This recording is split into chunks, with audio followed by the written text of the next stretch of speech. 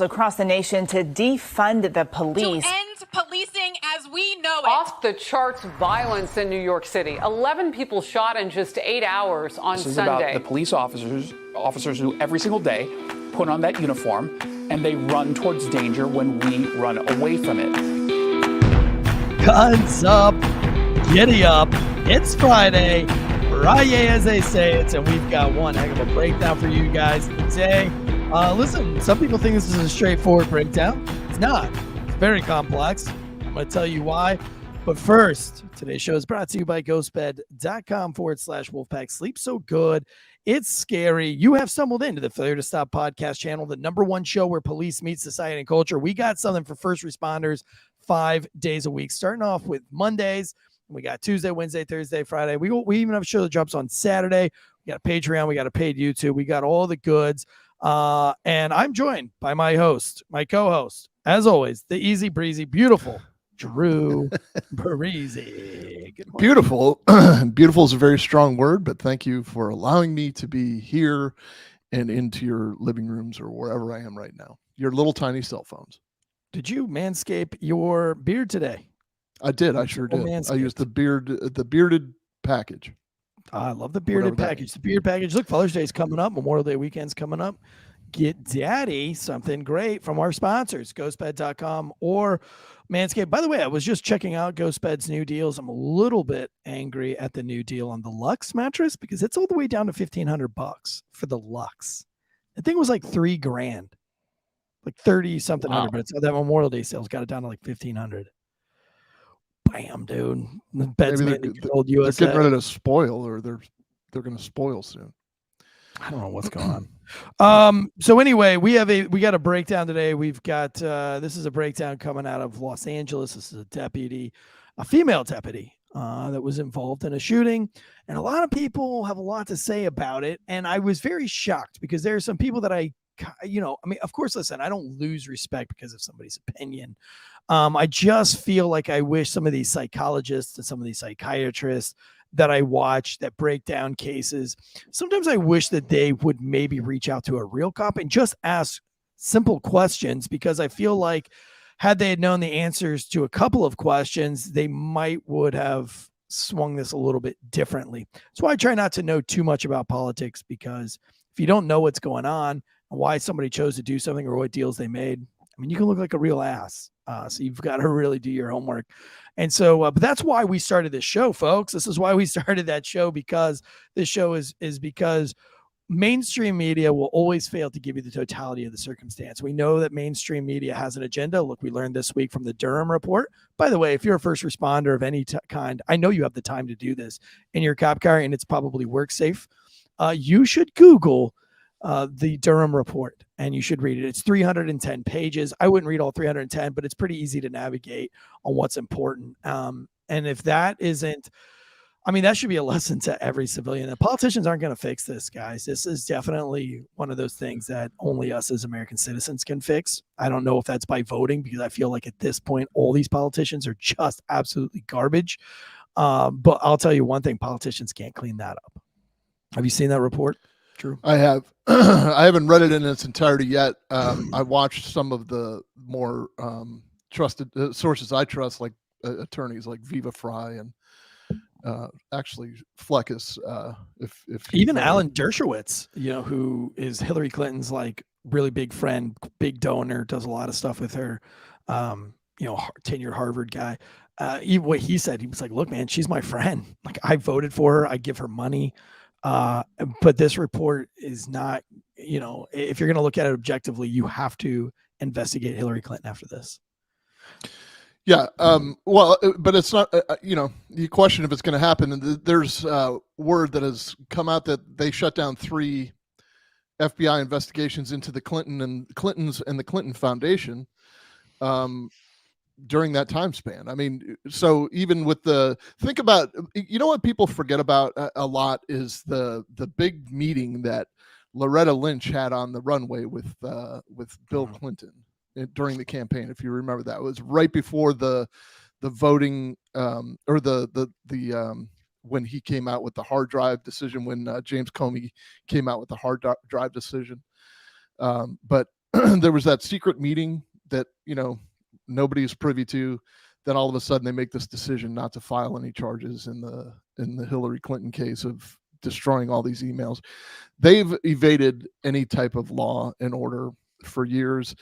Her counterpart, one of her proteges, Debbie Wasserman Schultz. I was watching yesterday the hearing of the whistleblowers. Yeah, on, wow. Capitol Hill. So can I give you my perspective on that Yeah, really please fast do. before we dive into the breakdown? Were you ever familiar with WWF? The wrestling? Yes, the Smackdown, WCW, I watched that a lot growing up. And, when you're a kid, it's hard to determine what's real and what's fake in wrestling until you're older and you realize it's all fake. When I watched that, I felt like 17-year-old me revisiting WCW on a Saturday morning where I was like, oh my God, this is all fake. It was that was all a distraction. That argument wasn't real. Why wouldn't the Republicans just give them a copy of the transcripts? How can you question testimony? Hold on a second. You can't read the testimony.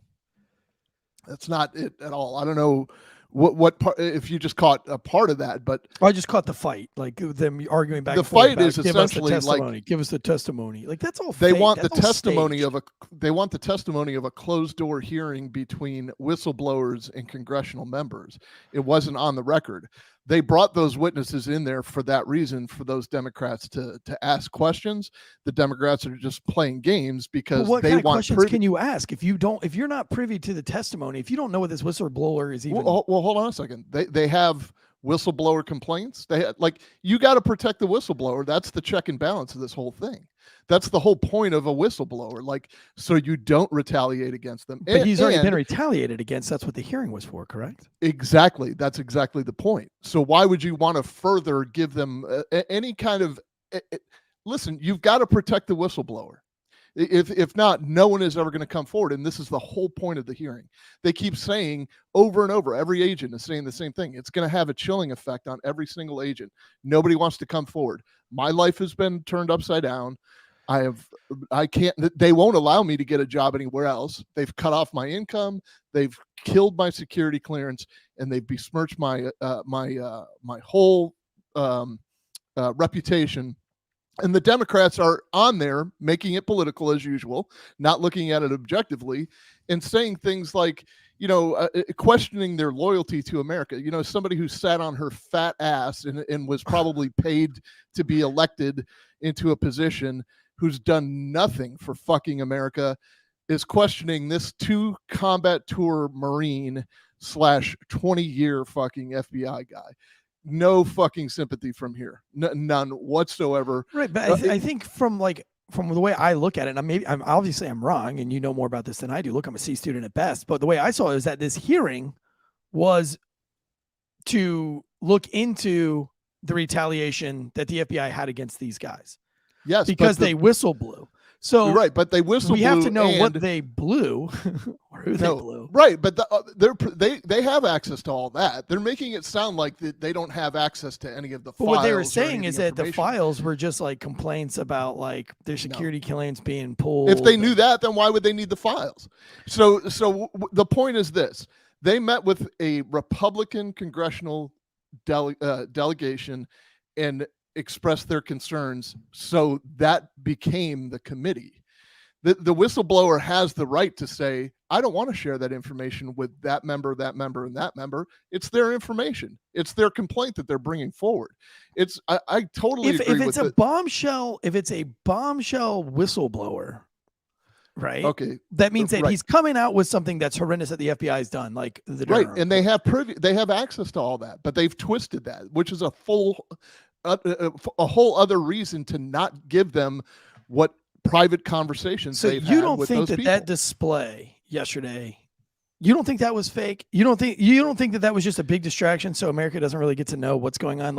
I felt like I was just given the appearance by that hearing yesterday that oh guys, we're doing something about it, but they didn't really do anything. All they did was argue and bicker about transparency. And I was just just give them the fucking testimony and let these guys question this dude and let's blow this thing wide open, because I have no idea what's going on here. What do these guys even blow? Okay, let's since they've politicized it and you're falling for that political. I am falling for it, but Okay. I'm So- looking at it so let as me they're ask you this. all being tricksy. Okay, so Like let me I ask you have this. no doubt. I have no doubt that the FBI agents have something awesome. Yeah. And have some real corruption to blow wide open. But what I see going on in the hearing room there was just a whole bunch of distractions, so we never got to actually hear what they were blowing the doors off of. But giving us the appearance. You have full access to the witnesses. You have full access to the whistleblowers. You get 5 minutes a shot. You can ask them anything you want instead of wasting your time pounding your fucking hand on the table with your stupid purple hair.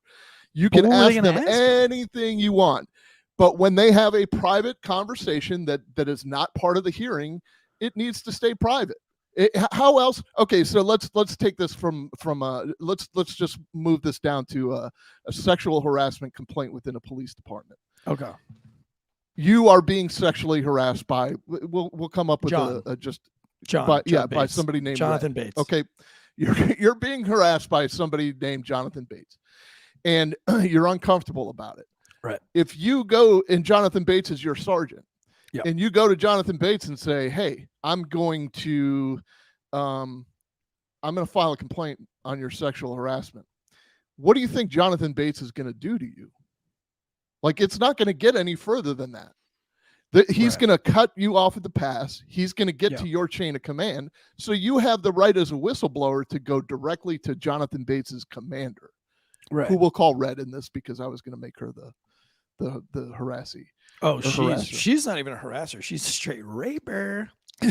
All right. So you have the right as a whistleblower to tell whoever you want to tell. Right. You don't. So nobody is privy to that information, especially if they are the ones weaponizing. Okay. So if I go to the captain and I say he touched me on the ass, he goosed me, gave me a little.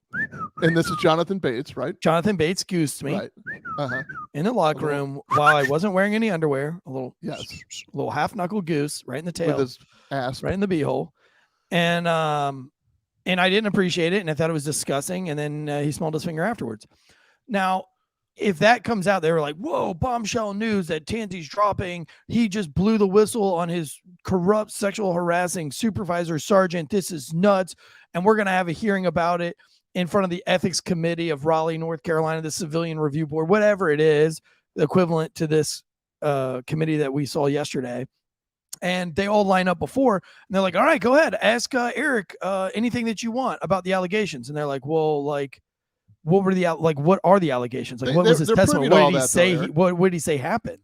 No, they're privy to all that. They're making you believe that they're not privy to all that. What they're not privy to is the original memo that Jonathan Bates wrote after he touched your. But my thing is like, why wouldn't they need to see that?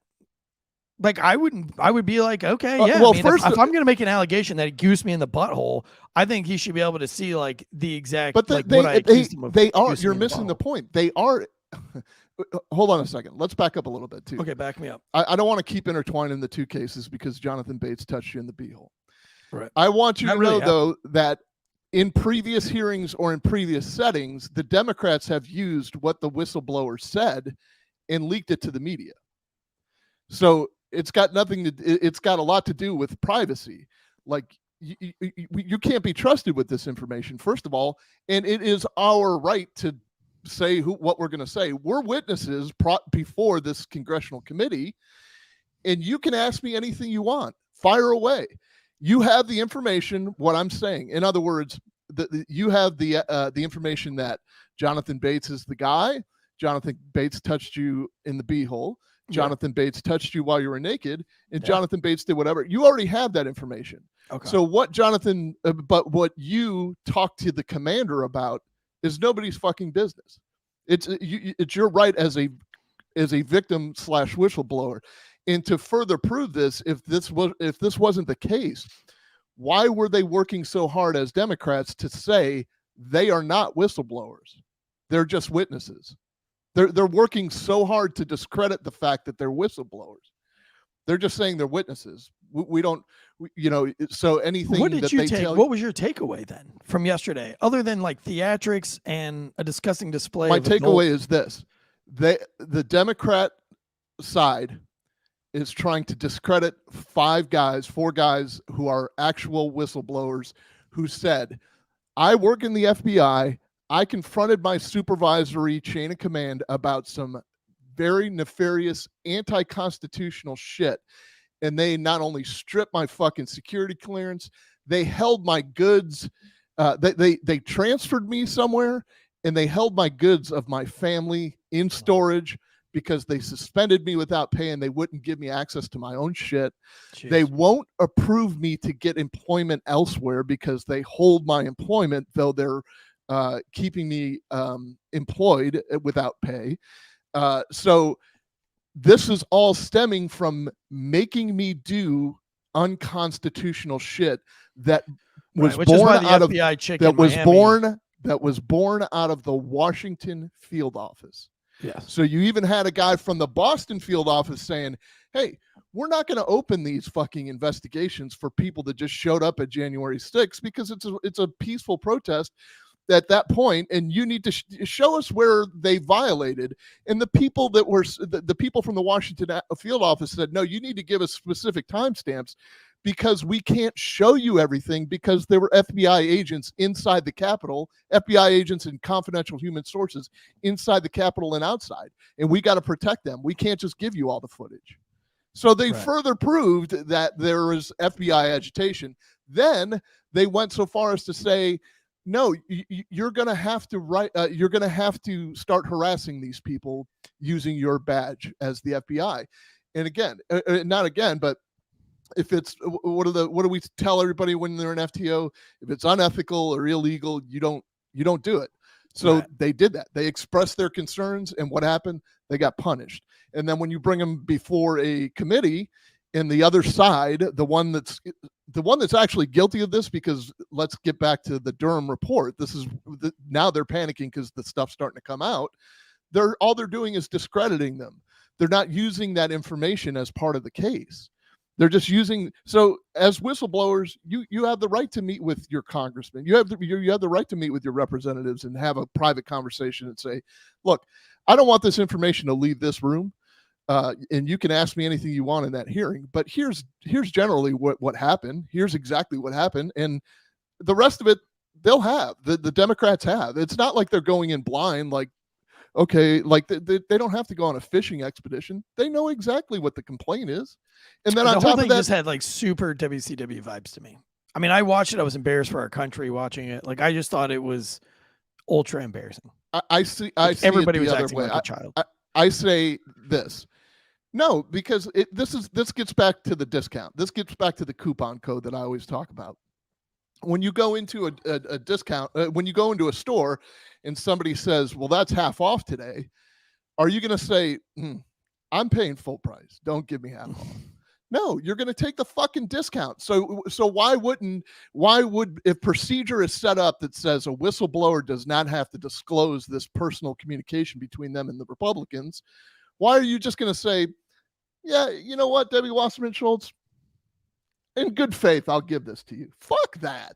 The rules like, say maybe you don't have to give so it to her, but it's also like the way you say things and the way you articulate things. And I think like just this, every time that these guys all get together, because that's not the only time that they've all been yelling at each other in that hearing room. I get it, but it's rules and procedures, and they're already established. I mean, could you imagine if that was the way it worked in a courtroom? Like in the court, it is how it works in a courtroom sometimes.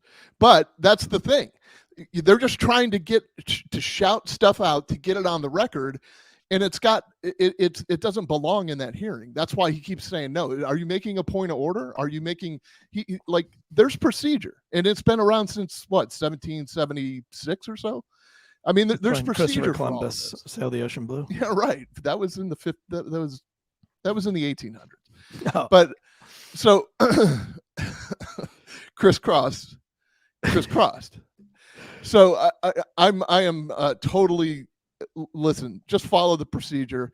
You've got the witness in front of you. Ask whatever you want of the witness.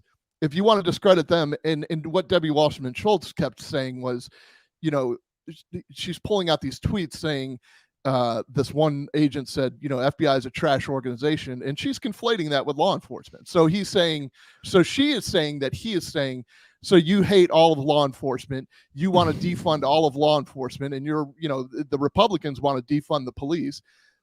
They're fucking liars. Don't give them anything you don't have to give them. It's the same in criminal defense. Like, as if I'm defending you as a criminal, as a defendant, so you touch Jonathan's beehole. Yeah. I'm not going to go into the courtroom and look at the prosecutors and say, hey, open book, anything you need, you got. I don't give a fuck. It's innocent until proven guilty.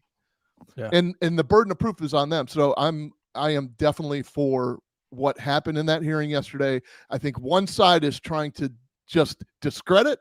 The other side is trying to say, hey, this actually exists. And yeah, so but like here, that is my point, man. Like this is what is the name of the hearing yesterday? It was the corruption, whatever, weaponization of the Department of Justice board. So like, shouldn't all of them be trying to figure out if it's being weaponized or not? So like, what is all this confusion? What is all this theatrics? Like, that's not exactly getting to the point. That's not how an investigation works. They're not objectively looking at anything. The Democrats are not objectively looking at anything. What they're trying to do is discredit it before. That's what I'm saying. It's all part of the game. Like, if it was a real investigation, if whoever formed that committee really cared about the truth, they wouldn't put all those wackadoodles in the same room together. They would say, like, let's find an outside source. That's our fault. We elected those wackadoodles. But here's the other part of that. Let's just put the shoe on the other foot. Do you think any of why do you think that they limited who they were going to put in the January 6th committee? Why do you think they put Adam Kissinger? Well, yeah, and the same with the John F. Kennedy. Yeah, right. Like assassination committee. What's her name? Steve Cheney or whatever her name is. But it's all terrible though. Like, this is all exactly. Very bad. They're like, not true. They're not representative of the rest of the country. We're supposed to have representatives in there to speak our piece, and you can't tell me Debbie Wasserman Schultz constituents are like, yeah, just go after those, go for the throat on those FBI agents and discredit this before it gets off the ground. No, they just want a fair hearing. She's taking it upon herself to toe the party line and do whatever Chuck Schumer tells her to do. And that's not true representation. It's so, like, this whole week, I feel like this has been the worst week for America in the last many years. Like, since COVID, this has been like the worst week for America. I just think that justice on all levels hasn't been served the entire week, from the Hunter Biden tax debacle, the Durham report, Google's vice president disappearing for the Epstein stuff. Okay, so stop for a second. Hold on a second. Now, absent the Epstein stuff, because I think both sides are complicit. But you talked the worst part, the worst things that have happened over the past couple of years, COVID. Yeah. Who was responsible for all the lockdowns? Who was responsible for the draconian? Okay, so then we go to the Durham report. Right. Who is responsible for committing crimes to spy on American citizens, subvert a campaign, and commit, in my opinion, seditious conspiracy to subvert the election? Okay, Google, big tech being involved in that. Who are they in bed with? The Republicans or the Democrats? I'm just saying, every single bad thing that you're saying is you get one side. It's been very left. It's been all on the left this week. But it really does feel like that we, the people, have lost control. Like, we have no control. Oh, there's no doubt. No control. There's no doubt. It's dark money. Yeah. Like U.S. citizens Cuomo have getting lost out control. All that stuff came out this week too, with the Cuomo stuff and the bribes, and that they're not going to be charged. Man, it's just would they be? Insane. It is so insane. And by the way, you know what they keep falling back on? They just, like, when you start saying things like this or asking questions. But first of all, this Durham report is not a big deal in any news station.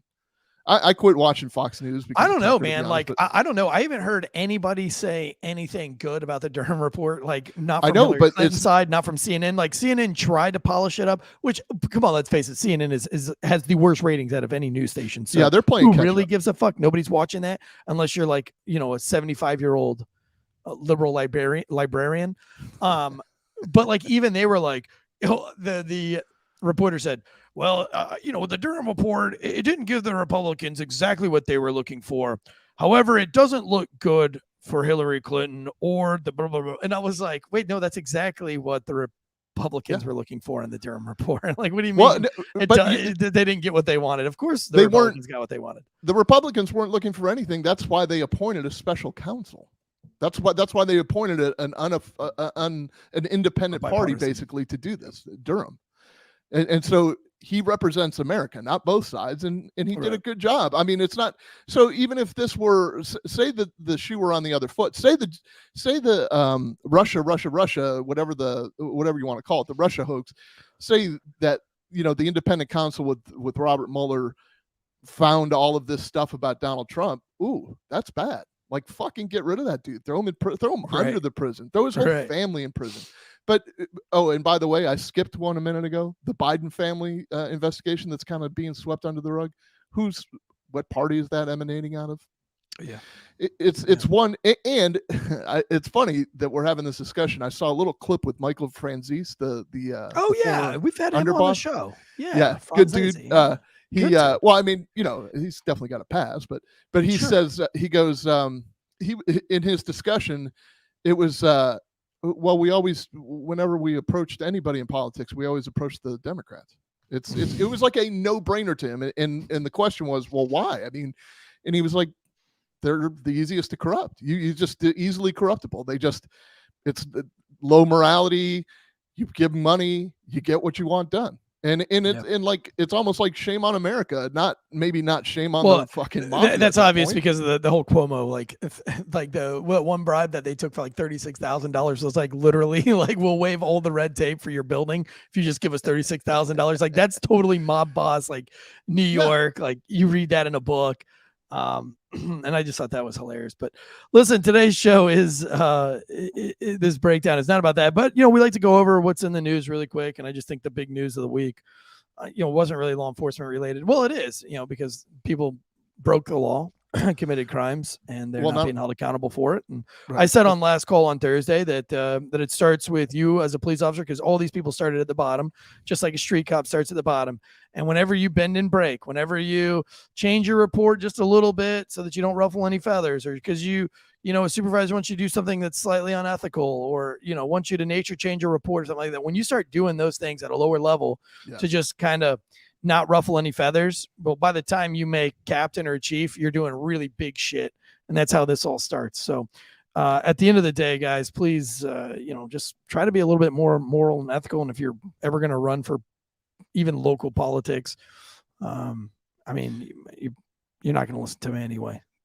You're too far gone if you're running. So I always start with it starts with the wind test. Do you know what a wind test is with like a minimal amount of marijuana? I mean, things are different now because weed is like, it's almost illegal to not possess weed. But, back when I was coming up, you had old school FTOs that were like not willing to write the report. And it was, possession of marijuana under 20 grams is basically is a misdemeanor, but it was also just above a traffic ticket. So they didn't want to go through all the fucking motions of throwing somebody in jail. So they gave it the wind test. As you're driving 55 down the highway, you get like, hey, let me test this and see if it's marijuana. Oh, it just went out the window.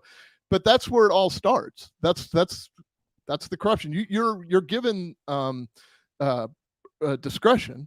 Certainly, as a law enforcement officer, you're the introduction into the criminal justice system, but you have to use that very. So, what do you think about this? Like, do you think it's unethical if you see a bag of weed to just ignore it? Yeah. Well, I mean, now, like I said, weed's a lot different, but how it's going to take 15 minutes out of your day to do a found property report and put it in evidence for destruction. Okay, and let me give you a complete reason why. We had a jail case where in the public restroom of the lobby of one of our jails, there was we got information that there was cocaine being distributed or being brought into the jail.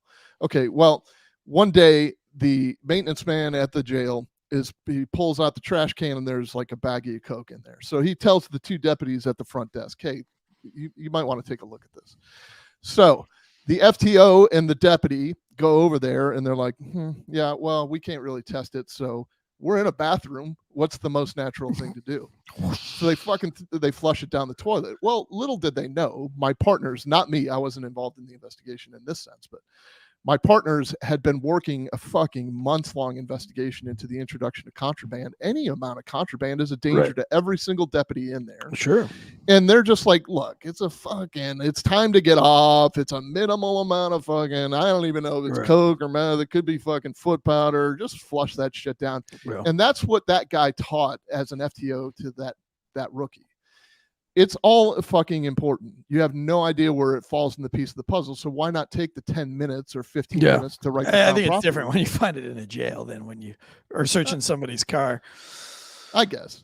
But so no, I mean, I agree with you. It's like ethical question, doing the right thing when no one's looking. It's always tough, and but at the same time, it's easy to justify. And I think you're right. I think that's where it starts. It's like when you start trying to justify shit and like, how far does it go? And by the time you make it, I think it's easier for me just because I said I'm never going to get promoted. Like, I won't allow myself. I never took the test. I never did it. So I didn't give a shit. I was going to be a street cop till the day I died.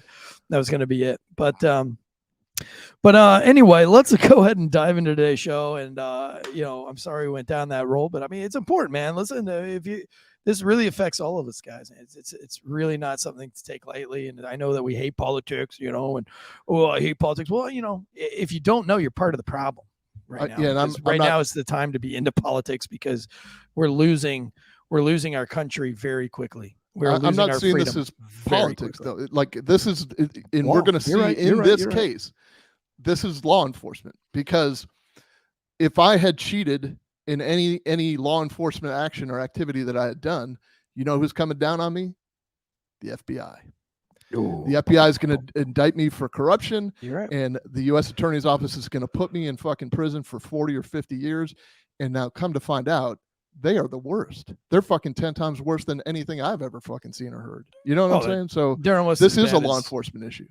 The ABC in North Carolina. Shots Stop it. All right. So this is going to be a case out of LA County,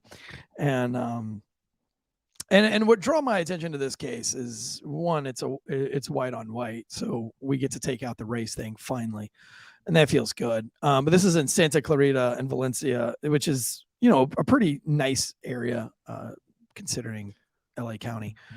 And this is going to be at a mall. But what drew my attention mostly to this case is what everybody has to say about it, and I just think a lot of people are kind of getting this case wrong in some very minor ways, but it's leading to bigger discussions, and I like that and I appreciate it.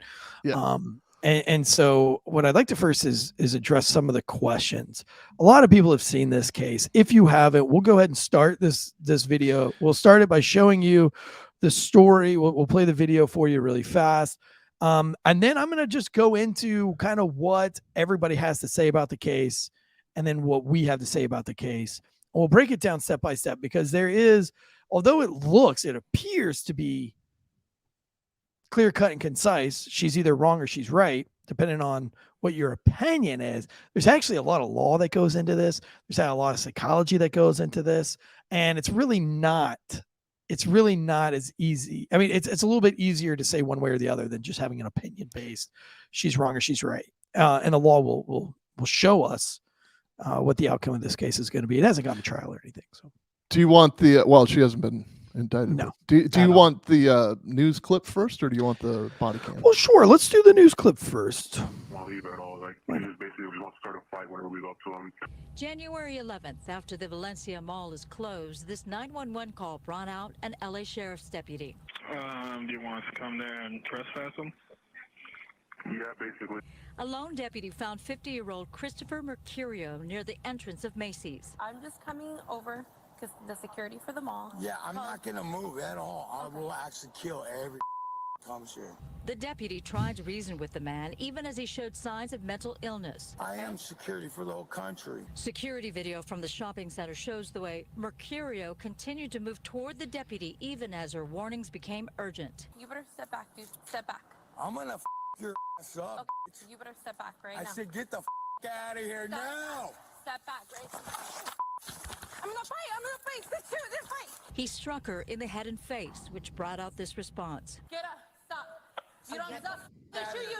I'm gonna shoot you, dude. Shoot. Get off me. Get off. Get off.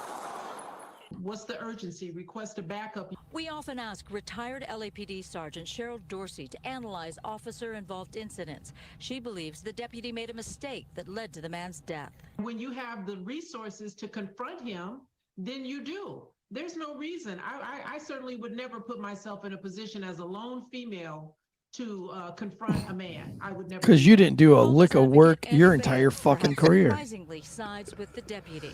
I feel so bad for the family who lost the gentleman, but in her circumstances, we'll see whether she had any other option but to fight for her life and to protect her gun and protect herself.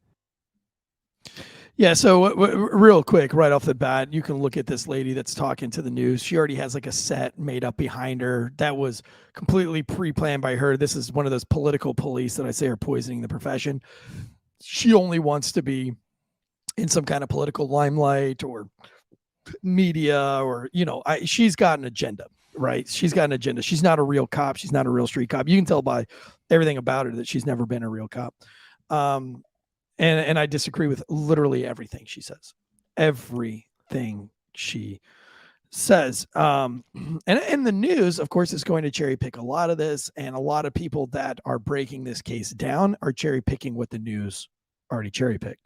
So we'll start by the mental illness part, because that's what the news really likes to focus on really quick. And that's when he says, "I'm security for the world." That is a pretty damning statement. If you're a psychiatrist and a psychologist, that is pretty evident, right? That's a lot of evidence that he has mental illness. And one of the psychologists said that this female shot this man because she was trying to protect her ego, and that cops notoriously have ego problems, and that she was either not trained or couldn't comprehend, even after being trained, empathy for mental health, because he says very clearly, "I'm security for the world, bitch." Now,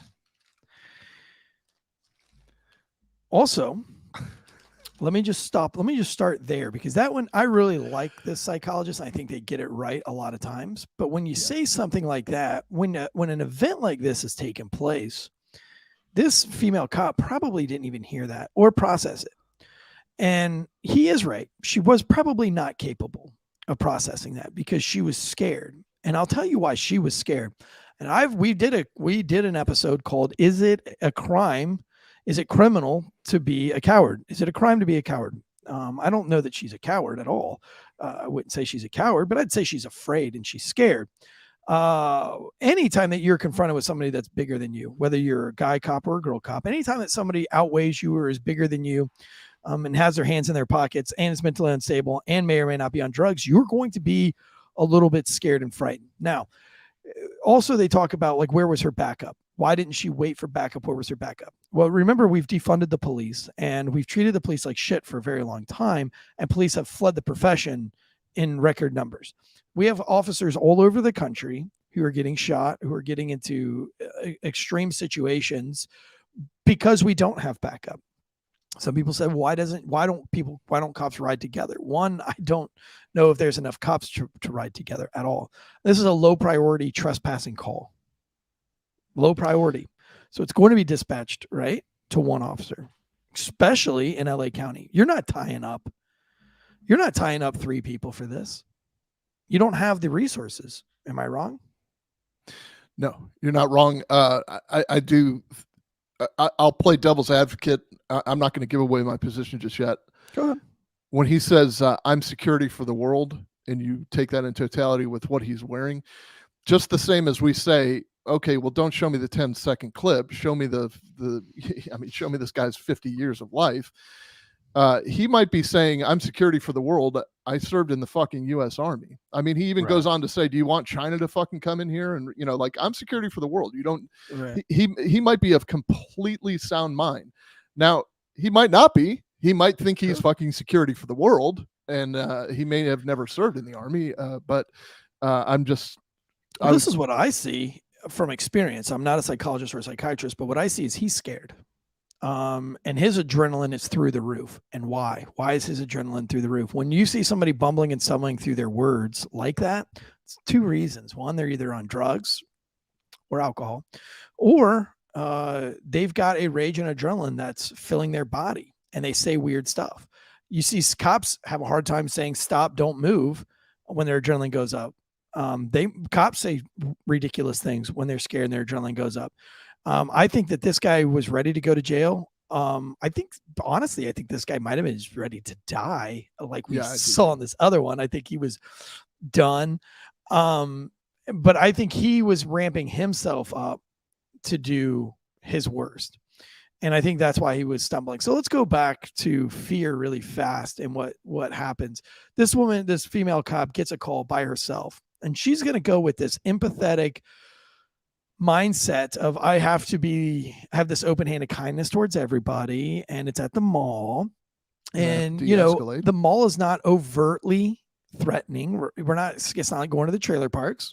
Trailer parks are scarier than the mall, I would argue. So she's going to the mall, and you're right. She is going there to de-escalate. She goes in there to de-escalate.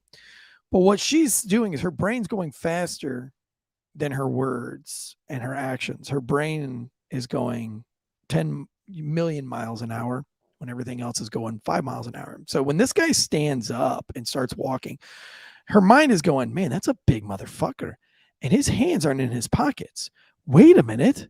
This isn't a trespassing call. Wait a minute. We should go for backup. But if I get on my radio and call for backup, he's going to see my hand go to my radio, and that's going to set him off even further. And that's not going to be de-escalating. All the meanwhile, this dude's putting his actions into, or he's putting his thoughts into actual action.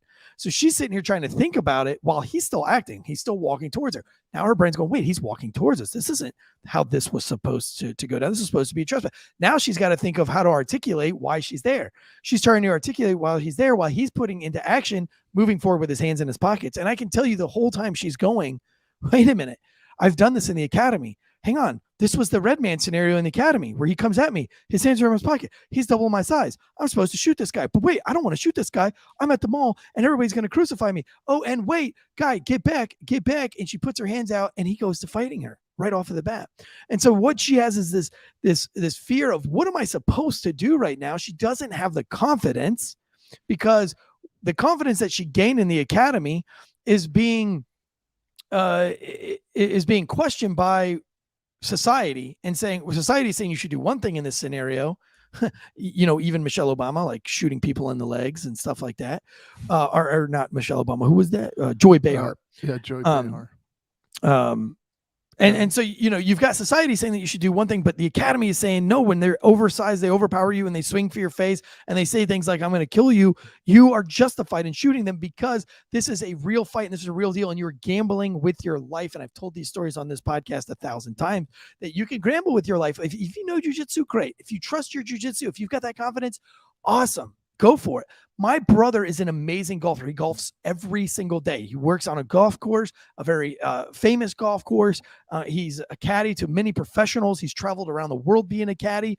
But if you ask my brother why he doesn't compete, and everybody asks why he doesn't compete, it's because he says, I don't have the confidence that when I get into these tough situations that I can pull myself out of them, and I end up doing horribly. I can go and shoot a 70 or a 68 any given week, but when you put me on the contest field, I shoot a 79 or an 80, 83 and things like that. And so it doesn't matter, some guys can go and practice 3 days a week and be really great at golf and have all the confidence in the world to get on that golf course and compete. Just because you do jiu-jitsu, just because you do CrossFit, doesn't mean that you necessarily have the confidence to put those actions or that you want to do that you want to gamble it. Listen, I've got a friend who loves jiu-jitsu and just, hey, Mike the Cop, for example. Mike the Cop would love for somebody to fuck around so they can find out. But I have another friend who does jiu-jitsu a lot. He's been doing jiu-jitsu for like 25 years right now. Bro, that guy doesn't want to fight anyone. Yeah. He doesn't want to be a cop. He doesn't want to be in the army. He doesn't want to do any of this. He does it to stay in shape. He does it to blah, blah, blah, whatever. I still maintain that's one of the tenets of Brazilian Jiu-Jitsu. It's about the control. It's not about the fight. Right. So, sure. But because what I'm saying is, even if this girl does Brazilian Jiu-Jitsu and is confident in her skill, doesn't mean she wants to gamble her life with those skills. Right. She might be sitting in that position. She might be a black belt Brazilian Jiu-Jitsu. I don't know. But is it incumbent on her to say, yeah, I'm a black belt and I know that I can beat this guy even though he's 3 times my size, and I'm going to gamble on that right now? But if I lose, if I'm wrong, I'm dead. I'm dead. He's got my gun and we're at the mall. I got a couple points to make here. And it's, again, I'm not giving away my stance. I just want to play devil's advocate on a few things. I don't think it's a foregone conclusion that guy is scared. He's not acting scared. He's acting aggressive. No, I don't think he's scared, but I think he's aggressive, and I think he knows. I think he's putting into action what he wants to happen. Yeah, and he's never done that before, and that's confusing him. Like he's like, well, yeah, I don't know that he's die. I'm about to beat this bitch's ass right now. I don't know that he's never done it before, because the call was for an aggressive trespasser. I don't think it's captured in that 911 call, but the call was for an aggressive trespasser. So because he was threatening security when they tried to. Oh, that's right. That's why he was an aggressive trespassing call, because he was like, and he was sleeping in the Macy's. And now well, hang on a second, okay, because we're also talking about the Matthew room, as we used to call it when I was in training, the Matt room. Okay. Matt, we were just more formal, so we called it Matthew room. Okay. You're right. She was trained in the Red Man drill to fight. And this is a Red Man drill, is it not? This is totally a Red Man drill. In every single academy class that's ever happened that's had a Red Man, this exact trespassing, homeless dude, hands in his pockets, twice your fucking size. You're right. You're 1,000% right. But you're also taught about the intermediate weapons that you have on your belt. And you're also taught, in contrast, you're also taught officer subject factors. You're taught size of the subject versus size of the officer. You know, those are things that you need to take into consideration, the aggressiveness. Now, in their Red Man scenario, if you use your tools, do you pass? Mm-hmm. Yes. Do you pass? Well, it depends. Now, you do, right? Like if you spray him, you probably are doing pretty good. Even if he beats your ass after you spray him, you know, all they want to see is did you use your tools and did you try to affect the rest. Now, what happens when he comes for you and you run out the room? Do you pass or fail? Oh, you fail. Yeah, you're right. Okay, you fail. So you are not taught to retreat in any way, shape, or form. So had the psychologist know that before he said it was her ego and she had plenty of room to escape at any time. And again, this guy is like, every single one of his videos gets 100K views in the first 2 weeks. So he's an influential human being. So when he says that she had a duty to escape and she could have escaped, but her ego wouldn't have let her, and he's fundamentally wrong in that sense, because she's exactly trained the opposite. Yeah. And I don't think a citizen has a duty to retreat. I don't know how California is. I mean, we'll go into more about their laws in a minute, but like not even a citizen, it's not an ego thing. That's shameful for someone to make that assumption that she would just kill somebody in the name of her ego. She obviously took a punch to the head as it was, and she was trying to prevent a second one. I mean, did it escalate very quickly? Yeah. It escalated very, very, very quickly. But I think also, as well as in that Red Man scenario, when the man says, "I'm going to kill you," in the Red Man scenario, I think that they will, no matter what you choose, whether you choose baton, whether you choose taser, whether you choose whatever. We didn't have tasers. You had to be a 2-year officer minimum to get a taser. Then you had to like kind of try out for it. So they would pull you aside and say, "Great, this is what you did. But that you could have used deadly force in this, right?" And then they would explain to you why you could have justifiably used deadly force.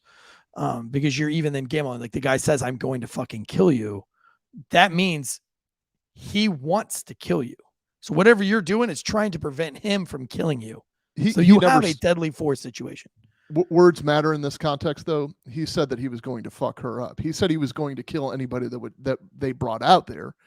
He said specifically in that situation, when you're by yourself and you're trying to analyze a rapidly changing situation in your brain, all you hear is, "You're going to kill me." Because when you say, "I'll kill everybody at this mall," I'm included, my brain goes, "Fuck, this dude's in it. This dude's in it to win it." That's what Jordan Neely said last week. But what I'm saying is he doesn't have to say, "I'm going to kill you." If I'm aggressively attacking you, Drew, and I was like, "Oh, fucking, I don't give a fuck. I'm going to fuck you up, motherfucker. I'll kill everybody in this mall." Basically what I'm saying is I'll fucking kill you and everybody around you. Yeah. That's what you're going to hear as I'm quickly approaching your 6'2" ginormous ass. 6'4". And I know to protect the beehole in this situation. And I will shoot you. Now, listen, I think that this was, and then when you add the punch to the face, I think what she's doing is analyzing this Redman scenario 100%. Like, I think she's saying, like, I've seen this before. He hit me in the face. He's double my face. Like, I think she's trying to add it up, and she's even questioning herself. Like, I mean, like, if you could put a question mark on the end of a bullet, like, I'm Ron Burgundy. Like, that first shot to me, like, looked like it had a question mark on it. Like, bam, like, and then she was like, do it again, bam, because she's still trying to process in her mind, like, am I doing the right thing here? That's exactly right. But then she took the second shot, but it was because the first shot was ineffective. And that's got to scare the shit out of you. That's terrifying. So, the most terrifying dream that a lot of cops have, and I've had this dream so often, and actually I had the dream analyzed by one of these dream people, and they said it was because I wasn't confident in my shooting skills, even though I shot 99.7 or 100 every single time I shot. Is that whenever I would shoot at a suspect, the bullets I would miss every round, or the bullets would fly and hit. And so, like, my biggest fear is like, okay, my last ditch effort is to shoot somebody and it doesn't work. And you would be shocked, Eric, how many people have that same dream. Myself included. Yeah. The cement trigger, the bullets just trickling out, or an empty gun, and it goes to the greater psychology of always worried about whether you're prepared for the worst or not.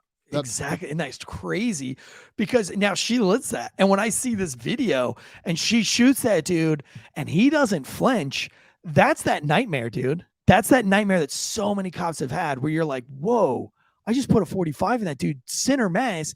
I was taught that's over. That's why I put a question mark on the end of that bullet, because she's got more questions than answers after she pulls that trigger. And then when she pulls it a second time and he just turns around and walks away, she's still like, what the fuck? Like, this is not how that scenario played. Like, this is a nightmare. And he it's walked going away on forever, confidently, like, by the way. Right. He did. He walked away. We haven't seen that yet, but he walks away confidently, and it would be a worry to me that if I use deadly force and this guy is going to his little blanket or whatever he's got out there, that, okay, well, he's coming for something. He's going to get something now for me. Yeah. And I mean, that would would be my concern. Is working. Yeah. And that's why I think that, this poor deputy, I really empathize with everything that she's feeling, because I think she's trying to do the right thing, and the right thing is by the book, right? Like, I would, if I had to guess, she's not more than a 5-year officer at all. I'd put her probably somewhere around 2 years. This is very important. This is very important. The context, or the era she was trained in, because California established law. So this is no longer a matter of, is she within policy? This is now, is she within statute? Because they've added things to their specific use of force law, just like a lot of liberal states have done. Minnesota, for one, because of George Floyd, and a lot of this was born out of George Floyd. Washington State has done the same thing.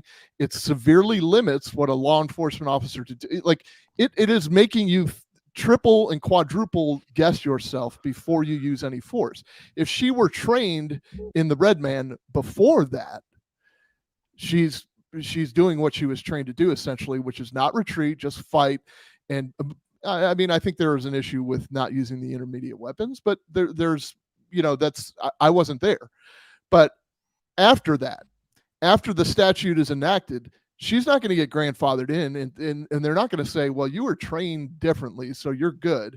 They're going to say, oh, no, there's a statute that says that you should not have shot that guy. You should have taken this into account, this into account, and this into account, and you violated that. And it's my thought and theory that she's going to be indicted, especially with George Gascon as the I think it's coming. I think it's coming, especially because I've already seen, like, so many people gearing up to do this, these big wig influencers, listen, these influencer psychologists who I like, they're not going through the interwebs to try to find a case. These cases are being sent to them. And who are they being sent to by, and why does YouTube I mean, the one guy, I mean, I'm not going to say his name just because I don't want to get his clout or be, have our fans go over there and whatever.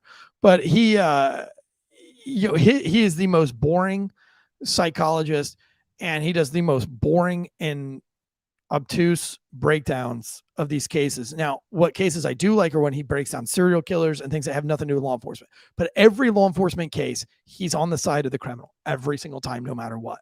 And why are those cases coming to his desk? Who's sending him those? And those are the ad agencies. Those are the publicists telling him that this would be a good one to break down. And here's the take you're going to take on it. And that's why you're getting a huge boost in the algorithm. And that's why we're, why we're stuck in the algorithm. That's why we're at 9,180 for 3 months on Instagram after getting 100 followers a week forever. And so, guys like this get to go to the top, even though nobody, I guarantee you, I'm the only Joe Schmuckatelli listening to that shit. And I only do it for True Crime Tuesday nights. Guys who have never been in a fight before. I don't know that guy. I don't know who you're talking about. I don't know his background, but it seems to me like if you've never been in a fight before, you've never been in those shoes. This is why I say law enforcement is so unique. Like I got attacked so fucking hard, and it was kind of just at the beginning of me being associated with failure to stop it.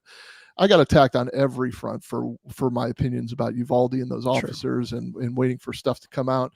And it was always people who have never even experienced the training of an active shooter. And I still maintain, as a civilian, if you go through active shooter training and it's done properly, you will urinate all over yourself. And so what they're expecting is a standard of perfection in a scenario that they couldn't even pass in training. And they're trying to pick out the finer points that they've never been out of their fucking out of their living room, let alone in an active shooter scenario. So a lot of these people that are Monday morning quarterbacking the cops, I'm all for like full scrutiny. And as you can see, I'm taking devil's advocate positions on a lot of this stuff. No, you're right. You're absolutely right with all these people Monday morning quarterbacking, because that's what they're doing. But the problem is it's not just Monday morning quarterbacking. It's putting these people in jail. It's putting cops in prison. And that's what's scary. And I think that this cop is going to be indicted, and that's sad. And I saw somebody in the chats, Red, my old partner, she says, makes me thankful for her old squad.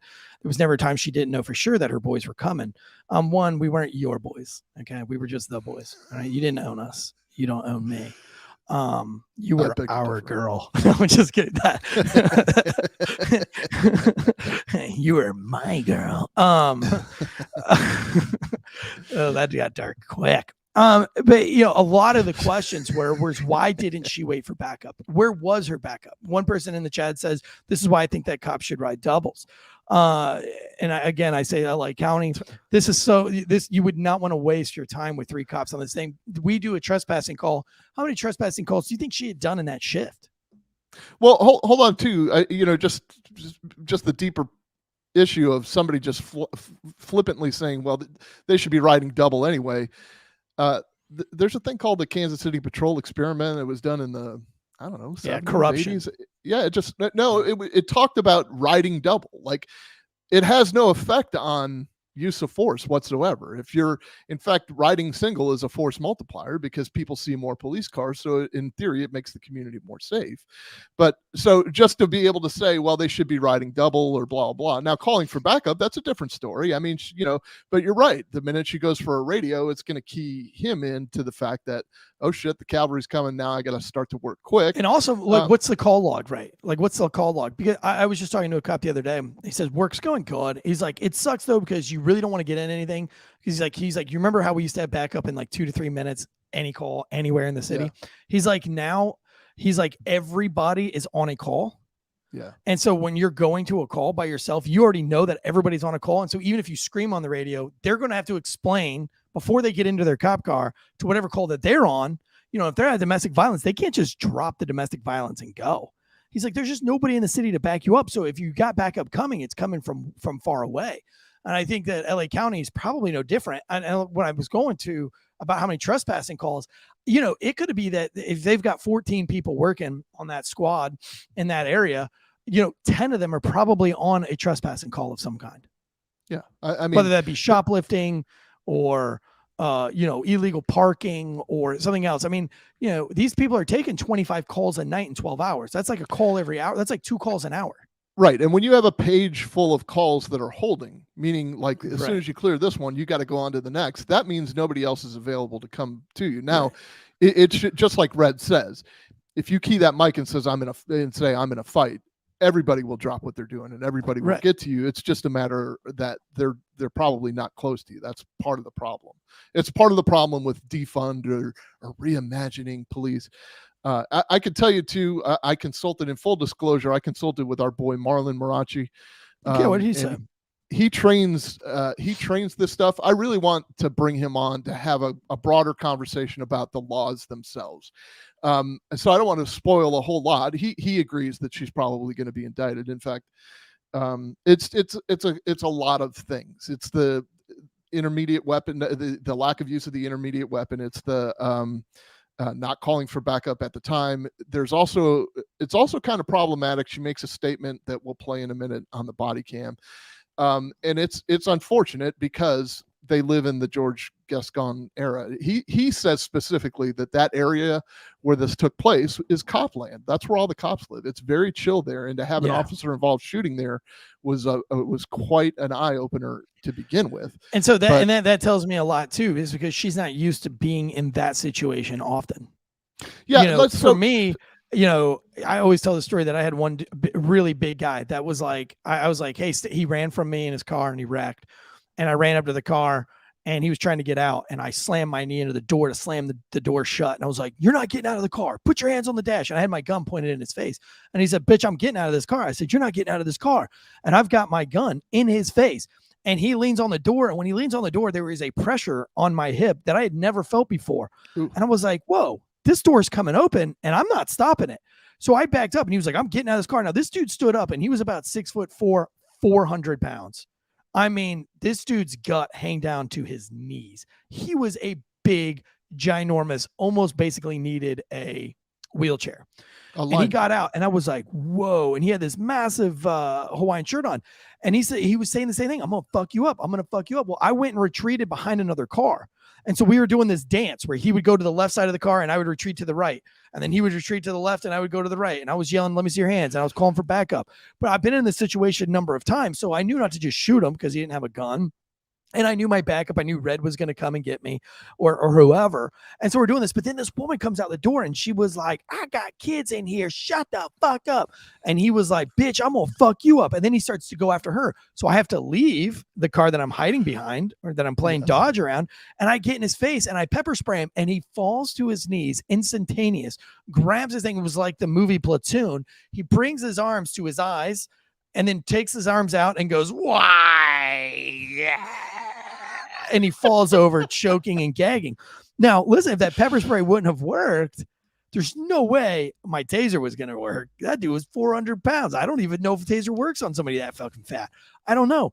But I was thinking in my mind is if this guy gets a hold of me, I'm finished. All he has to do is lay on me. There's nothing I will be able to do. This dude will manhandle the shit out of me in any way, shape, or form. So I was generally scared of this guy. But you know what? I've been in a lot of those situations because I was in something crazy like that every single night. And so I knew how to retreat.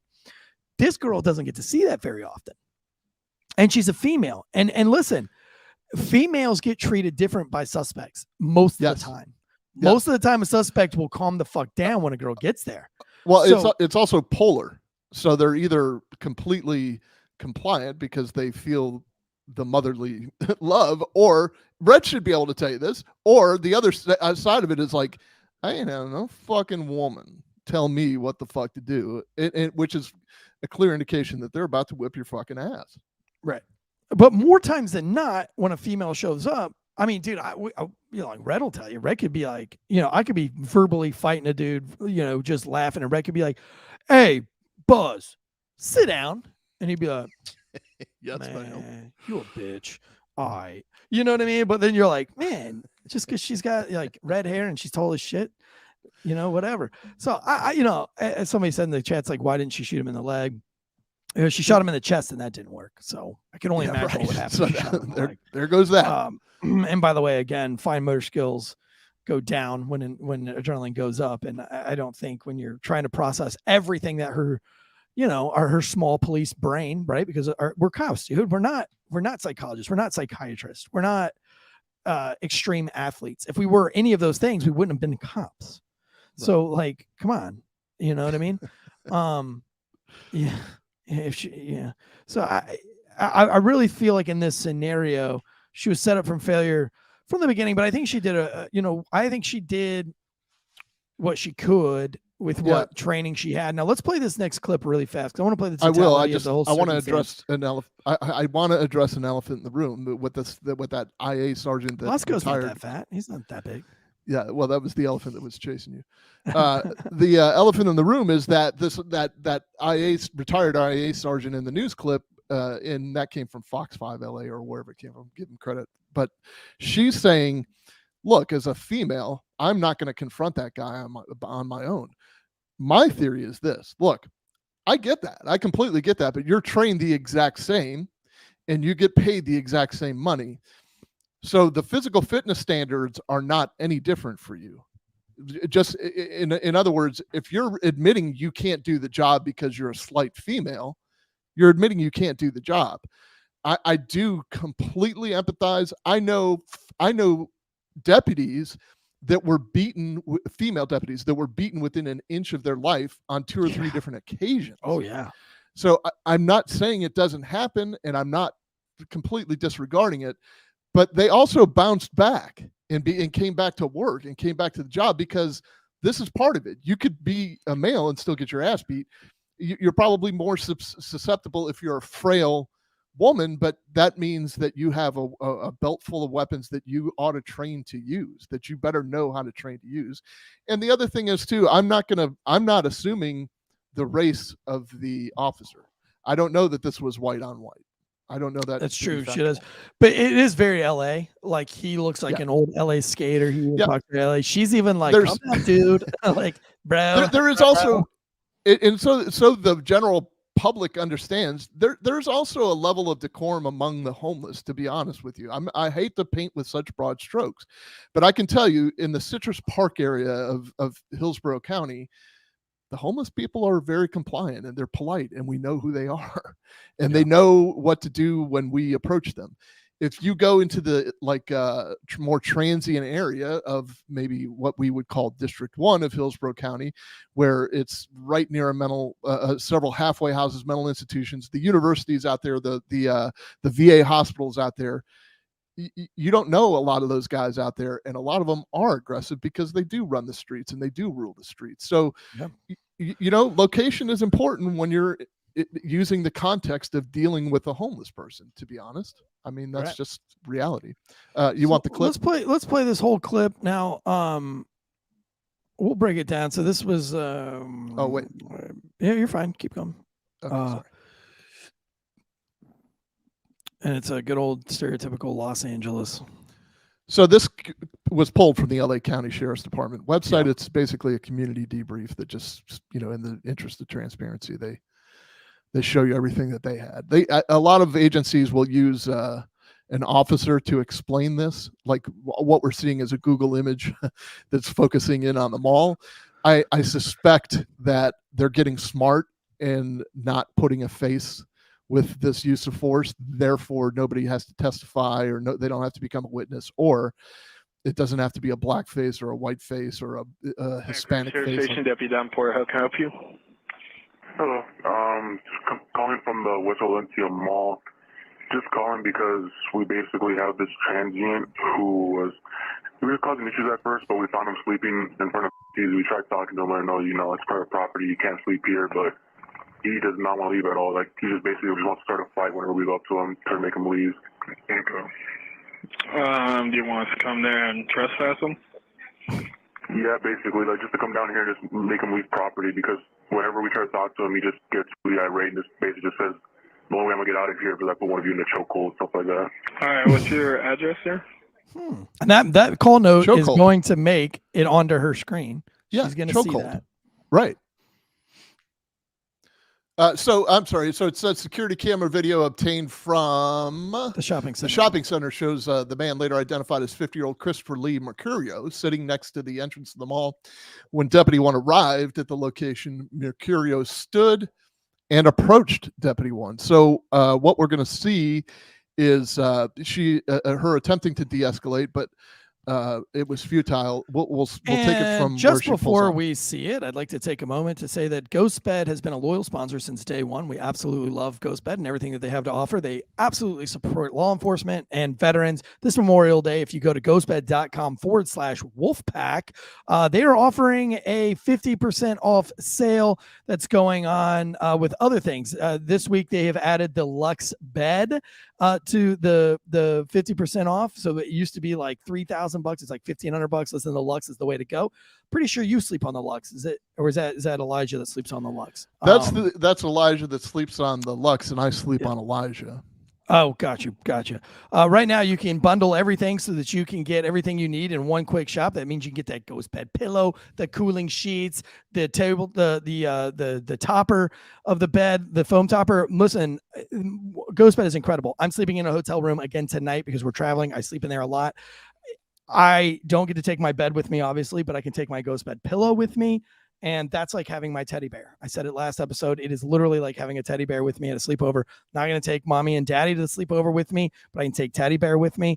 My ghost bed pillow is my adult version of my teddy bear. I will not sleep anywhere without my ghost bed pillow. And really, if I could just sleep on my ghost bed everywhere I went, I would. Mental health, being a good cop, it all starts with getting a good night's sleep.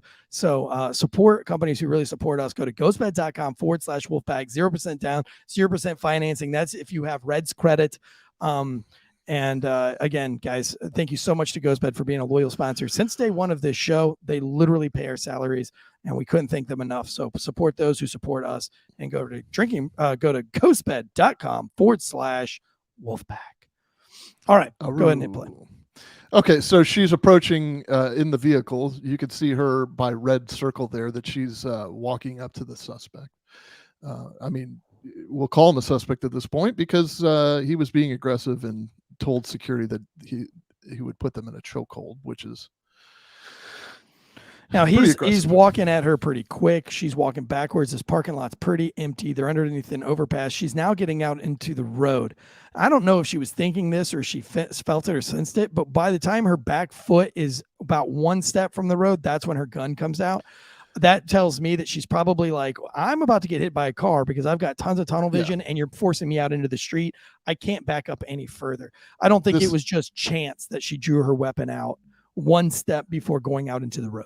That could be the trigger. I'm not, no pun intended, but I mean, it's like the home run fence. Like when you're an outfielder, you definitely keep your non-glove hand out back behind you so you can start feeling for the home run fence so you know where to make your leap.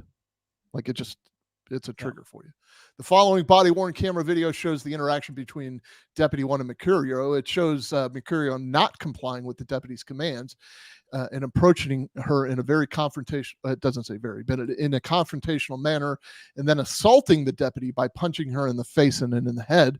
The thing about this video is the audio doesn't kick in for a couple seconds, like 30 seconds. So she's showing up to the mall, the parking garage area. It's dark. She's going into a dimly lit kind of a corridor to the mall. Like I said, it's got like one of those little overpasses that pedestrians can park in the parking garage and walk over on. Now he's walking up to her, and you can tell he's angry by his walk. It's a very serious walk, and his hands are just dove into this army jacket that he's wearing. It's an army PT jacket, and he's angry. And so she's got her little open-handed kindness out. She's talking very sweet. If you watch the other videos, she's like, how are you doing tonight? What's your date of birth? Okay. So look, I'm just coming over because the security for the mall. Yeah, I'm not going to move at all. I will actually kill every fucker that comes here. Okay, well, we don't want that. Okay? I don't care. Okay. That's what I'm at. Okay, look. I'm just trying to talk to you, okay? Okay, I'm going to sleep right here so you can do what you want to do. Okay. You're either protect and defend, or I'm going to fucking destroy your fucking human being. All right, stop right there. I think that's a very important statement he just made. That is a huge, that's more important than I'm the security of the world, which is what the mainstream media wanted to play for you to show you that he was crazy. This is what he said first. He was like, you can go ahead and protect and serve, or I'm going to destroy your human being. What he was trying to say, because he's amped up, he's jacked up right now. He knew he was threatening her, and his adrenaline got a hold of his words. But what he's saying is like, I'm going to fucking take your soul. Yeah, I'm going to destroy your existence. That's what he was saying. I definitely interpret that the same way. Like, I am going to destroy your human being. Like, you're a human being. I'm going to destroy that. I'm going to just take all of that. Yeah. Understand? I understand, but Understand? why are you coming at me like that? Well, And I'm just letting you know. And I'm just letting you know too, okay? Don't All right, tell stop. me what to do. Okay. Why are you I'm coming not- at me like that? Why are you coming at me like that? Like basically she's saying like, yo, why are you coming at me like that? And then her little like that little LA freaking what I don't know, what do you call those like LA girls? Valley like, girl. Like it's starting to come out. She's like, what like a little gangster. Oh my starting to come out. God. Like, are you fucking serious? All right, go ahead. By the way, I mean, she's conditioned, trained, and now forced to use these words for de-escalation. So everything they've asked for, she's attempting. Yep. I'm not telling you what to do. Okay. I'm just letting you know what security has advised us. I okay? am security for the whole country. Okay. You want Iran and China to fucking bust your nut or what? No, not at all. Well, I'm Did the I guy. say that? Listen to me. Did I? Okay, now stop. Just Mainstream media. Mainstream media played that same clip for you. We showed you at the beginning of the show, and they played "I'm security for the world," and then it edits to her saying, "No, you listen to me." Yeah. Now, when the psychologist broke this down, he broke that down as part of her ego, and he says, "Now listen, he's trying to open up to her to let him know I'm security of the world." That shows that he has mental instability, and she says, "No, you listen," and then he says, "No, you listen to me." That's not what she says here. She's trying to empathize with a little mental illness, is what I see. So he didn't watch this video in context. He took his mainstream media and blasted out to his hundreds of thousands of viewers. And then that's what they're forever going to take from this, is that she had an ego problem and she says, "No, you listen to me." That's not how this went down. Go ahead. She's got a fight on her hands, and she knows it at this point, and she is absolutely using verbal judo. And these hands in the pockets has got her calm him shitting down. herself. The hands in the pockets has got her shitting herself, because she's like, that's fucking terrible. Like no cop wants to talk to you with your hands in your pockets, period. Like it's that is especially the jacket pocket. That's a little bit different than your pants pocket, because your pants are tight against your body, so and it's an hard army to jacket. pull plus it's an army jacket, and you know who wears those. I'm telling you right Listen now. to No, we're not doing You know that. what? Hey, you better step back, dude. Step back.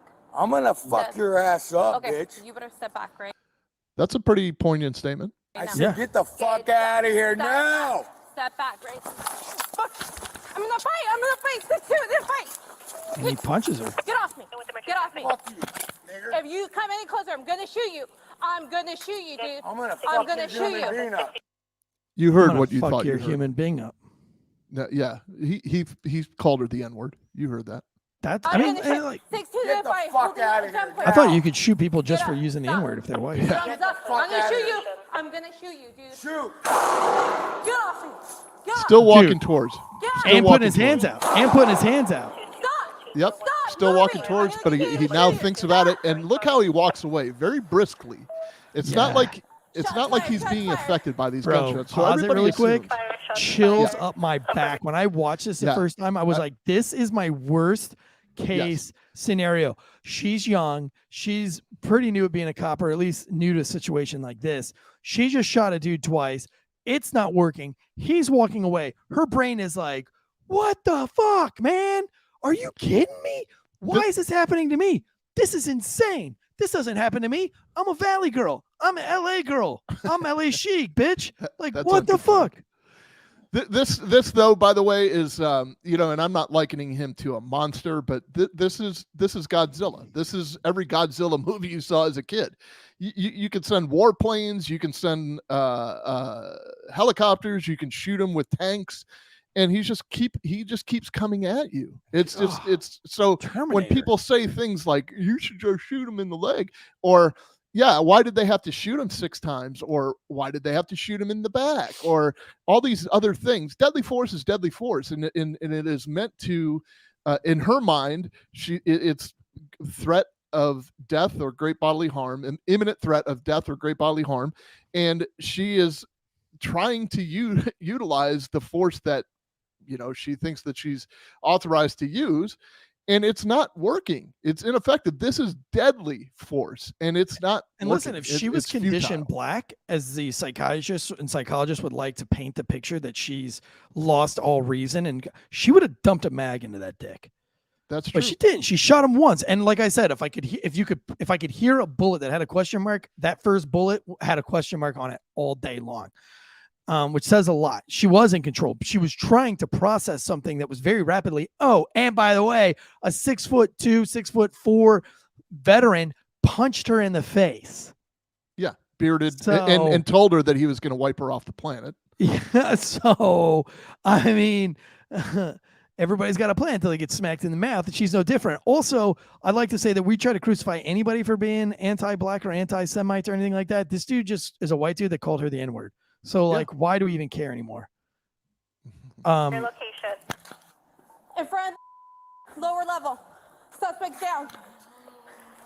Okay, now stop here. Do not move. She doesn't really do a lot here. And the psychologist people, like they call this into question, like what was she doing?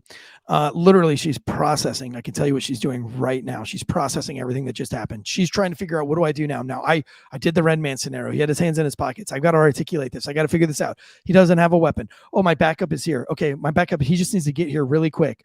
Okay, so he didn't have a gun. He doesn't have a knife. But he came at me. He hit me. She's thinking 1,000 miles an hour here, and she's trying to process all this. She's not just saying like, I'm gonna let this guy lay down and die. What she's saying is like, I shot him twice and he didn't fucking die. So I don't see it as her just standing around. I see this as the computer doing the little, like you click too many buttons. Full. Yeah, the hard drive the RAM is full. Yeah, and this is a tough approach. Like I said, I mean, he went back to his basically his domicile, and you don't know what he's getting. She's still holding deadly force on him. She's still holding her gun out extended towards him, but she can't go render aid at this point. There's nobody else there. So short of walking up on him to render aid and then him pulling a weapon out, she's gonna have to dispatch him. She's gonna have to shoot him in the head. Right. Like she's essentially just trying to stabilize a very unstable situation, and he's giving indicators that he's probably not going to fight, but you're that auditory exclusion that you experience when you fire your gun, you're probably not hearing that. You're exactly right. It's like a tunnel vision situation at this point. She's probably thinking, what the fuck just happened? Right. So now the second cop's going to get there, and he's even going to have some questions too. Do not move.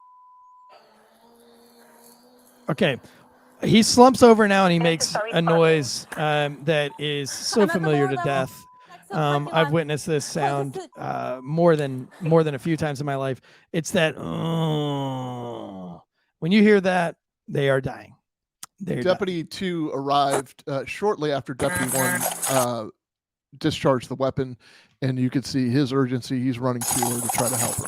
He's got his gun out. Right, as one would. Those are not horses you're hearing. That's all of his duty belt. Okay. Relax. He's relax, cool and breathe. calm. Relax. Hey, can you hear me? Shots fired? Yeah, I shot him. 998? Twice. Yes. Does he have a gun? He does not have a gun. I did not see anything on him. I can't. Only Now one stop. suspect? Only one. Now you're a responding officer. You don't know anything's going on, but you've got a guy that's sitting next to all to his homeless shit, and he's leaned over and he's dying. Now, some civilian mentioned this, that it doesn't look good for her. He's sitting next to his stuff. If there wasn't been body camera, it'd been harder to prove, right? Because we would have the conspiracy theories, right? Oh, how was he chasing you and beating your ass if he was found dead next to all of his belongings? So he just conveniently walked back to his belongings and died. Yeah, right. So, it's a good that we have the totality of the circumstance on the video, because even you've got to think in his brain, he might be like, hang on, wait, what? So go ahead and play, and you're going to see this wait, what moment where he's like, hold on, you shot him? Let's see, that's affirmed. Go ahead and roll 902R. One suspect down. No outstanding. So he's making his confirmations that, did he have weapons? Stand by. Hold on.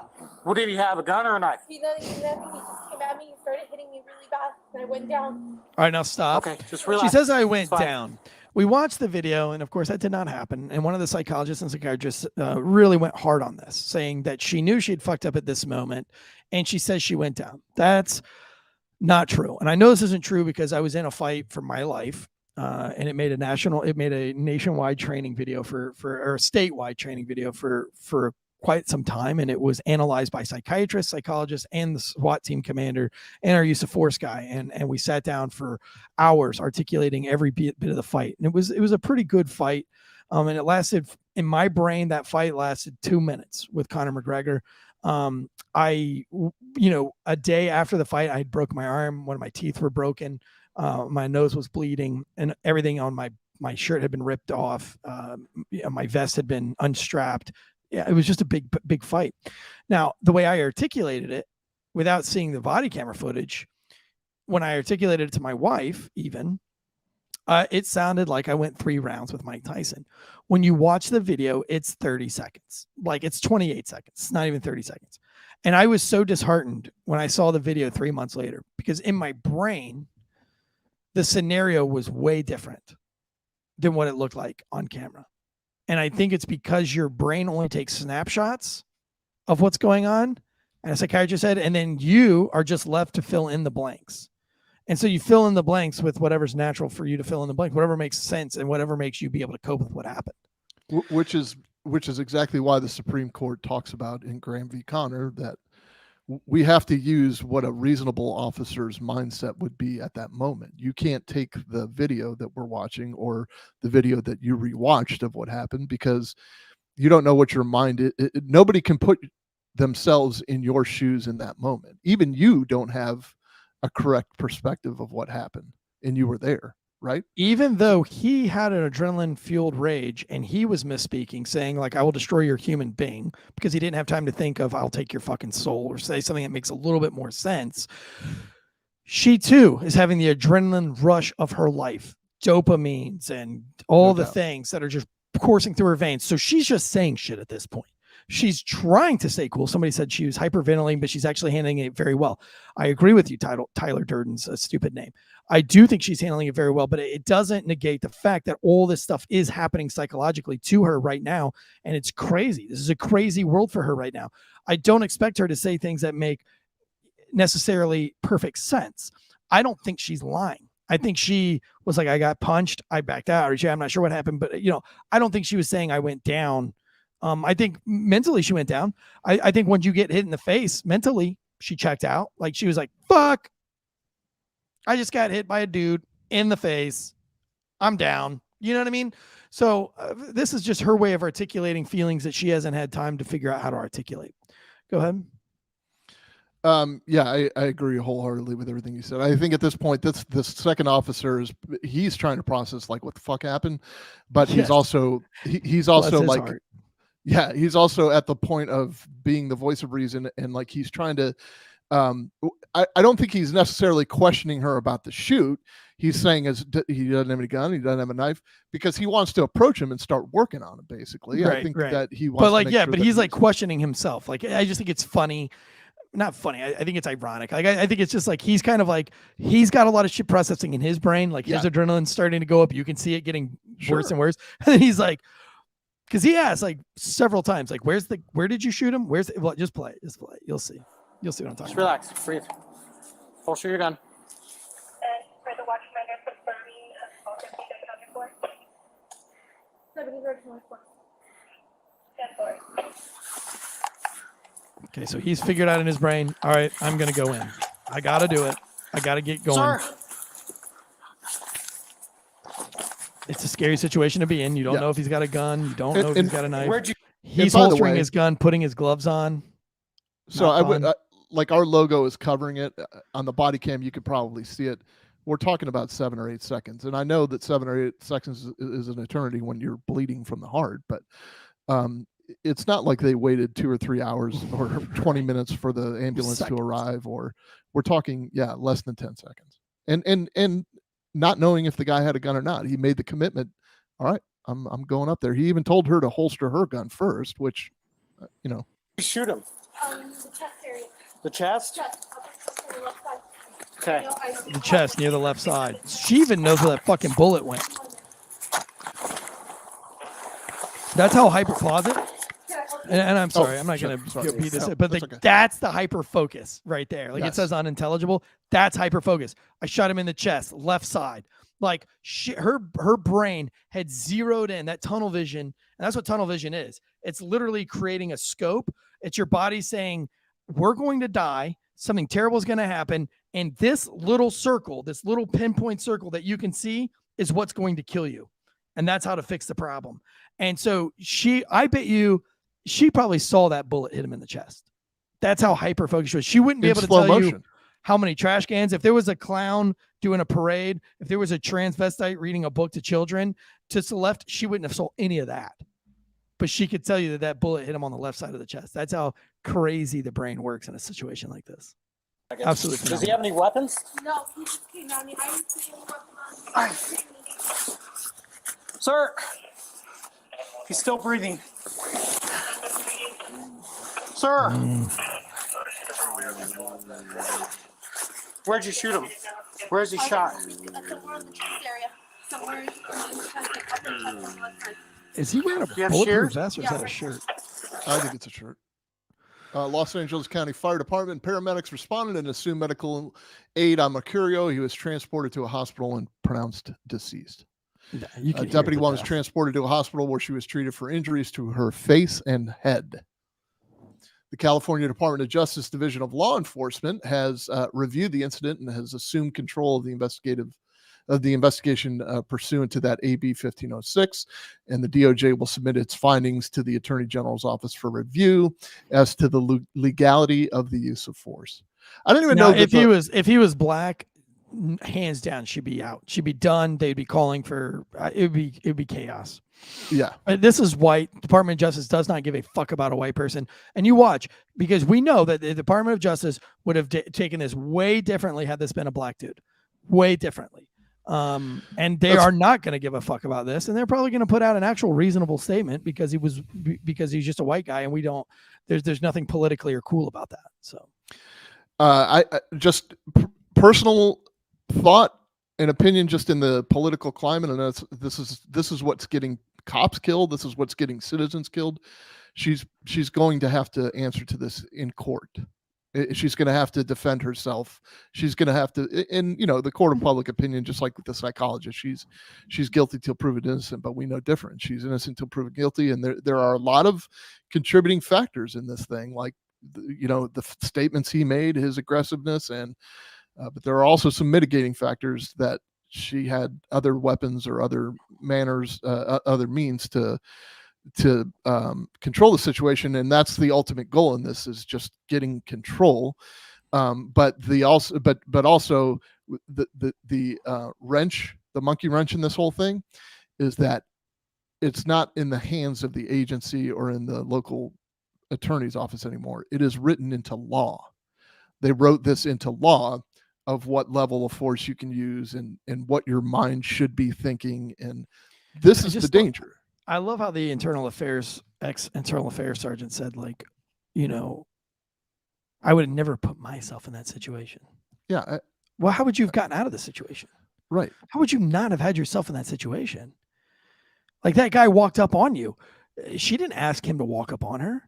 And once he's there, you got to take care of it. Like, what kind of cop would you be if you just said, "Oh, you walked at me aggressively, I'm leaving. Bye." You are essentially saying that you can't perform the duties of a deputy sheriff. That's exactly what you're saying when you say that. I think that woman should be shamed. I'm going to probably look at her. I'd like to do some research on her. But shame on her. Shame on her for going to the media and just being an absolute unempathetic fucking. Yeah, but she was ready for it. That's a professional place to do a shot. That's the corner of the room. It's white. It's very well lit. That's artificial lighting on her all day long. I'm serious. I got that's no, that has to be coached. Eric, I mean, if I've done that before for our local news here, like I've got the phone call about an undercover situation that they wanted my opinion, and I sat in something similar to this. I mean, you're not going to just go outside by the pond and turn on your fucking iPhone camera. You want to look the best you can look. You got to look credible, right? Right. So I'm not going to put a whole lot of stock into that. I think the words they went to her because she's already in. She has experience with that kind of stuff. Yeah. Or they kind of know what they're going to get from her. Almost. Exactly. I mean, that's what I believe. I mean, shame on her because, this is there's nothing criminal here. Actually, the only thing criminal here is that man's actions. So I think legally, it's a good shoot. I don't believe there's criminal intent, so I don't think murder is probably what she's going to be charged with. I think that if anything, that she would have to answer to a manslaughter because of the lack of intent. But what are you supposed to do when somebody tells you they're going to wipe, and then furthers it by slapping you across the head? Yeah, I think she's justified in this completely, to be honest with you. And I know Monday morning quarterbacks. I'm not going to get into what I would have done or what she should have done. I can only break down what she chose to do and what she did, and I don't think it was unlawful what she chose. Obviously, there's 1,000 ways to skin a cat, and you're going to get different results. But at the end of the day, this cat got skinned, and that's that. So I do think it's a good sense. I think it's a great example. I think people should watch this in the academies. They should watch this shoot because I think it can prepare you for a lot of things. Like what do you do when you shoot somebody and that doesn't work? What do you do when a real red man comes at you? This isn't pass or fail. And Red Man, that scenario, this exact scenario in Red Man is pass or fail. But here we see that the society sees that different. So maybe we change Red Man. Do we change our tactic here? And then what is your duty to act? Because if he says he's going to kill everybody in the mall and she does retreat, and then he says, fuck it, and he goes back to his gear and he pulls out a gun and runs through those sliding glass doors, what do we have now? We have an active shooter. Are you willing to take that gamble every time? Yeah, the mall was closed. I see it differently. I don't know that we're on the hook for that, but I don't think we're on the hook for that. I think I didn't know that the mall was closed. So. Yeah, well, that was what they were saying. It's closing time and blah blah blah, and this guy won't leave. Gotcha. He's threatening to put security in a choke. Okay, I got you. I didn't know that. I feel horrible for her, and there is a big part of me that feels horrible for the homeless guy. So if he was mentally ill, sure, then we probably should have a little empathy for him. It's up to you whether you want to have it or not. Let's go. He still tried to beat. Yeah, he still tried to beat the fuck out of a police officer. He still tried to beat the fuck out of a woman. So this guy wanted to leave this earth. Yeah, I think. I think he was like, "Fuck it, dude. I don't give a fuck." It's almost like exactly what I felt like with the case last week. It's just we have a lot of people that are just saying, fuck it, let's go, let's fucking do it. Who cares? It goes to the broader conversation of mental health care in the United States, and exactly. Then even some of the we had a great Comm Center episode last night. I don't know. Hopefully somebody will go back and watch it if you haven't seen it. John and I covered a lot of. It was a veteran suicide by cop, basically, and I have a lot of. It was just this poor veteran, man. I mean, your heart just breaks, and I don't know if this is the same scenario with this guy. I don't know if he was a veteran or if he just picked up an army jacket from the Goodwill or whatever. But it does go to the broader conversation about mental health, and it does. Some of the complaints or comments that I see about what we covered is, that. Everybody's a victim now, and that's right. And that's how everything is starting to get watered down. So the people that need actual treatment aren't getting the treatment they deserve because everybody all of a sudden is a victim, or everybody has trauma, or everybody has this, but we've been through some shit over the last 3 or 4 years, all of us in society in the United States. And I think it has had an effect on our mental health. And we're in decline. And then not only that, then you couple that with the perfect storm of what happened to George Floyd. So now all of a sudden everyone feels knee-jerk legislation has to change because they're pushing a narrative that police officers are out killing black people recklessly and willfully. And is there any indication in that young lady that you saw there that she's celebratory about shooting that guy? No, and she was very honest. She's actually, freaked out. I would have argued that she was more honest than not. I mean, her life has changed forever. Now, what did you say that Macario said? I mean, Macario. He said, Marlon. What kill did me. Marlon? Yeah, what did Marlon say that she said something damning in this that didn't look good?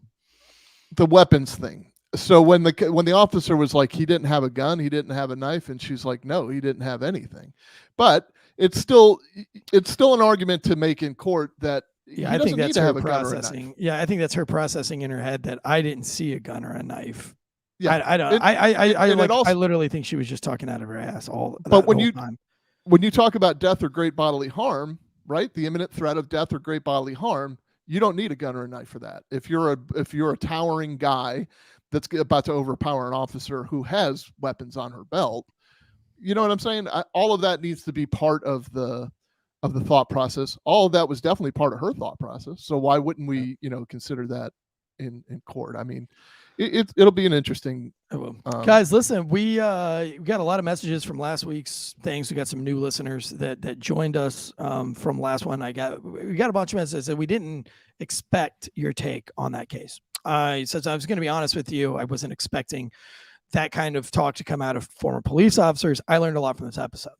That's what we're here for. That's why Friday breakdowns exist, is because there are a lot of questions and there's a lot of non-transparency and there's a lot of political police officers trying to answer these things in maybe politically correct ways, or they're trying to answer the questions of these in emotionals. It'd be very easy us to get up on a soapbox right now and say this guy was a homeless piece of shit, and we back the blue, and this is a bad super bitch, and she fucking smoked that too. But that's not what we're about here. We're trying to bridge the gap between citizens. We're trying to do what mainstream media was supposed to do, and that's bring the totality, bring you with no agenda. So we're not trying to solve this case. We're not trying to take anybody's side. I know we're not trying to be a right versus left type of show. We really aren't.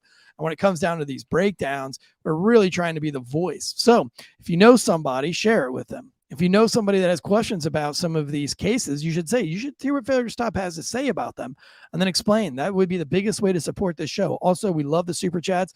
The new studio is going great. We got the flooring halfway done. They should be finishing up the flooring. It's raining today, so they've already called me and said they're not coming in today, but they're going to hit it on Saturday. We take today off, and then the crew's going to be in on Saturday. So we'll be in the new studio, fingers crossed, by Monday. And that's all because of you guys. That's all because of our sponsors, ghostbed.com, Manscaped, stamps.com, people like Rip Pack, and support from people like Outbound Beef Jerky, and but our Patreon members and all the extra content. So when this new studio is up, the content is going to pour in. This is a studio set up just for YouTube videos. It is set up for lives. So you're going to get twice as much content. That's where that money's going. That money's not just going to bring you what we have been giving you. We've already brought in a new show in the last 3 weeks on Mondays, where we've hired a comedian, Jay Durrell, to come in and help us out with that show. And that's growing. But, the new microphones, the new internet for Andrea, all that stuff is to bring you more content, give you something else to do, since you're not having to listen to mainstream media or mainstream radio. And things like that. So thank you again from the bottom of our hearts, everybody that was in the live chats today. Hydra Man Blue, Tyler Durden, Will Craig, Bosco, Tyler, Brian W, Michael August, Tacticool, dude, as always, James Russell, Lumberjack, Falconator, the list goes on and on and on. Guys, thank you so much again. Really means the absolute world to us. Until next time, from myself and the easy breezy, beautiful Drew Breasy, guns up and giddy up. Aroo.